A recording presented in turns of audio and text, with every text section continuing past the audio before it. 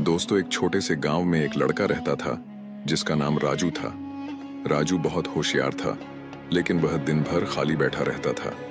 पढ़ाई के बाद वह समय बर्बाद करने में लगा रहता था।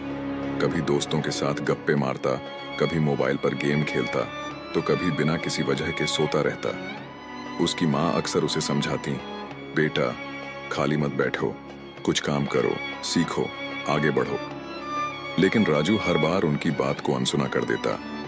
गांव के ही एक किसान रामू चाचा हर दिन सुबह से शाम तक मेहनत करते थे। उन्होंने एक बार राजू से कहा, बेटा खाली समय इंसान का सबसे बड़ा दुश्मन होता है। अगर तुमने इस समय का सही उपयोग नहीं किया तो ये तुम्हारी सबसे बड़ी हार बन जाएगी। राजू ने यह बात सुनकर हंसते हुए कहा, चाचा अभी तो मैं बच्चा हूं, मेहनत तो बाद में करूंगा, अभी तो आराम करने दो। एक दिन गांव में एक बहुत बड़े व्यापारी आए।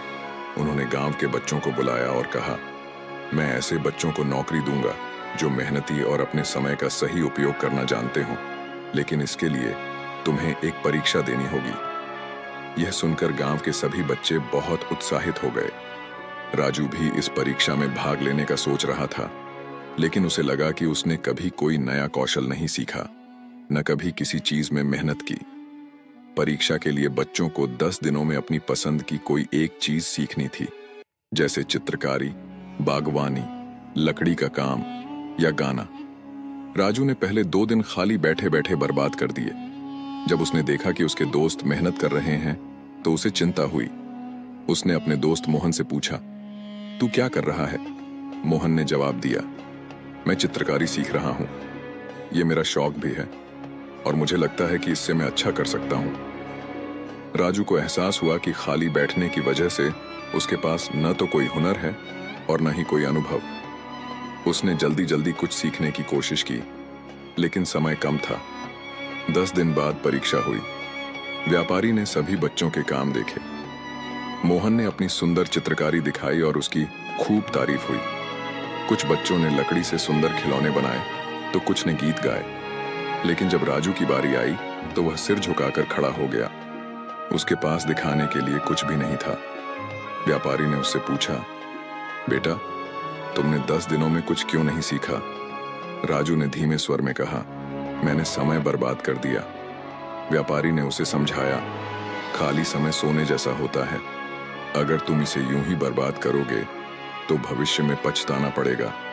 समय किसी का इंतजार नहीं करता। उस दिन के बाद राजू ने ठान लिया कि वह अब कभी खाली नहीं बैठेगा। उसने दिन भर अपने समय को बेहतर तरीके से उपयोग करना शुरू किया। उसने किताबें पढ़नी शुरू की, नए कौशल सीखे और मेहनत करना शुरू किया। धीरे धीरे वह गांव के सबसे मेहनती लड़कों में से एक बन गया। कुछ सालों बाद राजू ने अपने ज्ञान और कौशल के बल पर खुद का व्यवसाय शुरू किया और बहुत सफल हुआ। अब जब भी कोई उससे कहता, तुम्हारी सफलता का राज क्या है, तो वह मुस्कुराकर कहता, कभी खाली मत बैठो, हर पल का सही उपयोग करो, यही सफलता का सबसे बड़ा मंत्र है। यह कहानी हमें सिखाती है कि खाली समय को बर्बाद करना हमारी सबसे बड़ी गलती हो सकती है।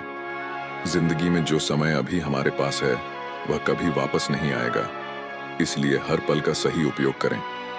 कोई नई चीज सीखें, मेहनत करें और अपने लक्ष्य की ओर बढ़ते रहें। याद रखें, जो लोग खाली समय का सही उपयोग करते हैं वे ही सफलता की सीढ़ियां चढ़ पाते हैं। तो दोस्तों, अब समय बर्बाद मत करो, उठो, अपने सपनों के लिए मेहनत करो और कभी खाली मत बैठो।